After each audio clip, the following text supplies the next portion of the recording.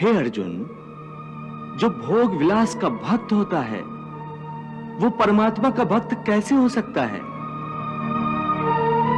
ऐसे मनुष्य जो बाहर से भक्ति का प्रदर्शन करते हैं परंतु मन से विषयों के चिंतन और उनकी आसक्ति में लीन रहते हैं, वो भक्ति का केवल ढोंग करते हैं। वो योगी नहीं, ढोंगी होते हैं। इन्हें मिथ्याचारी कहते हैं। विषया विनिवर्तन्ते निराहारस्य देहिनः रसवर्जम रसोप्यस्य परम दृष्ट्वा निवर्तते। कर्मेन्द्रियाणि संयम्य य आस्ते मनसा स्मरन् इंद्रियार्थान विमूढ़ात्मा मिथ्याचारः स उच्यते। पार्थ, स्थित प्रज्ञ मनुष्य की बुद्धि स्थिर रहती है, अपने मन पर उसका नियंत्रण रहता है। स्थित प्रज्ञ को भोग और उपभोगों में रस आसक्ति नहीं होती। वो शुभ अशुभ वस्तुओं की प्राप्ति होने के बाद भी न प्रसन्न होते हैं और न दुखी होते हैं। पार्थ, ऐसे महापुरुषों को पूर्ण विश्वास होता है कि ईश्वर सदा सर्वदा उनके साथ है, इसलिए वो किसी भी परिस्थिति में विचलित नहीं होते। ये कहना आसान है केशव, साधारण मनुष्य के लिए इस मानसिक स्तर पर पहुंचना बहुत कठिन है। इसके लिए सांसारिक मनुष्यों को किसी दैवीय सहायता की आवश्यकता होगी। तुमने ठीक कहा अर्जुन। भगवत कृपा के बिना कोई भी कार्य सिद्ध नहीं हो सकता। इसलिए मनुष्य को अपने पुरुषार्थ के साथ साथ प्रभु की भक्ति का भी आश्रय लेना चाहिए। हे अर्जुन, परमात्मा की भक्ति करने से मन सात्विक हो जाता है और विषयासक्ति पूर्णतः समाप्त हो जाती है। और यदि आसक्ति का नाश नहीं हुआ तो? आसक्ति का नाश नहीं हुआ तो मनुष्य का सर्वनाश हो जाता है। सर्वनाश? हां पार्थ, सर्वनाश।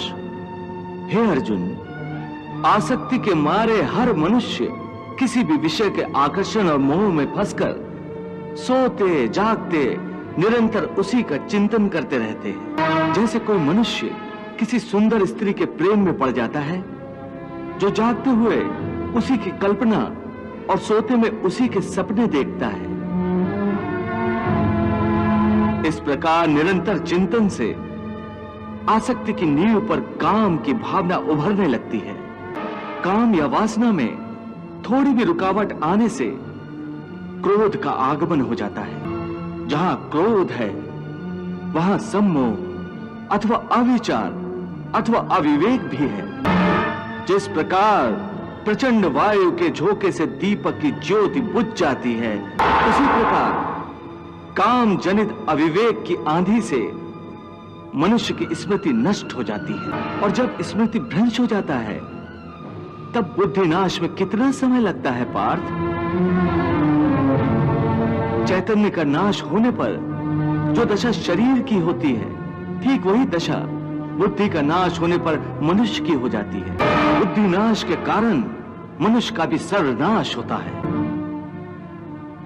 ध्यायतो विषयान् पुंसः संगस्तेष उपजायते संगात संजायते कामः कामात् क्रोधा अभिजायते क्रोधात् भवति सम्मोहः सम्मोहात् स्मृति विभ्रमः स्मृति भ्रंशात् बुद्धिनाशो बुद्धिनाशात् प्रणश्यति।